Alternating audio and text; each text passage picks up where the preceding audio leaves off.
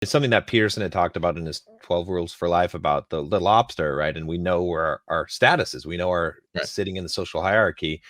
And but it's interesting because, you know, as a kid, I played like Magic the Gathering, and you know, I was on World of Warcraft, and it was like you'd go to a Magic the Gathering tournament, and you'd have these like very shy, introverted kids, and when they're in that environment, they are loud. I mean, they are like alpha male, Right. you know, Alpha nerds. crazy, exactly. Oh, yeah. And it's because in that environment they have that stat, like and it transforms them. And it's interesting, you know. I think, you know, I work with a lot of guys trying to teach them masculinity, and one of the biggest problems is because they, in the context of video games or whatever it is, they have that, or even on YouTube, right, in the comments section, right, they're they're like the, but so they're the keyboard warriors, right, but then Right. in the real world they can't go up and talk to a girl that they're attracted to. They don't have that, but they want to stay in the place where they're comfortable, where they have high rank and high status, instead of going out. How do we, you know, integrating this into talking about masculinity, how do we get these guys out there actually becoming real men, right? What is it to become masculine? How do we move them in that direction? Why is that a better life for them than being, you know, than being super high ranked on World of Warcraft? Yeah, that's a great question. I think it's just about being honest. It's like, okay, what would you rather have? Would you rather get like grind for hours to unlock some superficial, you know, piece of armor on your virtual avatar, or would you rather grind for hours and make a buttload of money?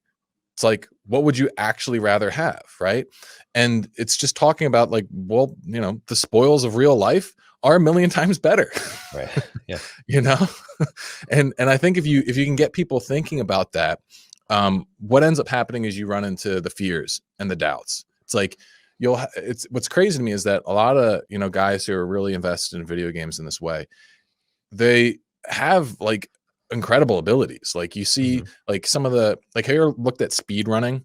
Oh You yeah, ever heard of yeah. that? Yeah. I get So like, addicted to that, watching that. yeah. Like So games I don't even care about. I'm like, oh shit, I gotta watch it. right. And Yeah. that's like an insane amount of work.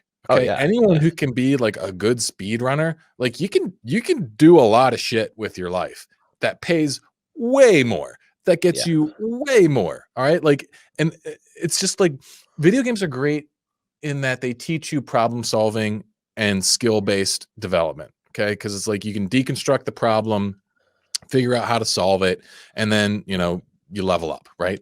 That's exactly how real life works. It's just that you got to be willing to face the real risks.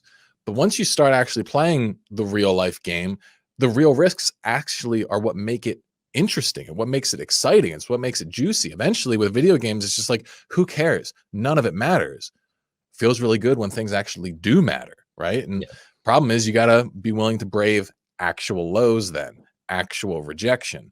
And so, you know, if you, that takes a little bit of work, right? It takes a little work, but I think that comes back to the dignity and status thing, where you kind of create this invincible part of yourself that, you know, it can't be touched regardless of how many times you succeed or fail. There's a little part of you that's invincible, and that you're going to care about yourself, and you're Yeah. going to be willing to go on your own journey here. And so if you kind of frame it like that, then it seems to help start getting into it. But really, it's just a matter of getting them to pick something, start getting excited about it, and then, you know, kind of just pull out of the old world, move more into the new one, the real one.